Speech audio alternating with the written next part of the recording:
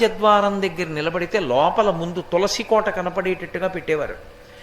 తలుపు ఇలా తీశారనుకోండి, వాటి దృష్టి ఎదురుగుండా ఉన్న వాటి దృష్టి తులసి కోట మీద పడుతుంది. అంత పెద్ద తులసి కోట ఉండేది లోపల. ఆ తులసి కోట కానీ ఎదురుగుండా ఉందనుకోండి, మీరు లోపలికి రావాలంటే ముందు తులసి కోట చూస్తే తప్ప ఇంకోటి కనపడదనుకోండి. లోపలికి వచ్చే ముందు ఉగ్రభూత ప్రవేశం ఉండదు. ఆ ఇంట శక్తి నిలబడుతుంది. కారణం ఏమంటే ఆ తులసికి ఉండేటటువంటి శక్తి అటువంటిది. కాబట్టి ఆ తులసి గురించి చెప్తూ ఒక మాట అంటారు. ఆమె కళ్యాణి అని ఆవిడికి పేరు. కళ్యాణి అంటే సమస్త శుభములనిస్తుంది తులసి చెట్టు. అలాగే సమస్త భద్రములనిస్తుంది తులసి చెట్టు.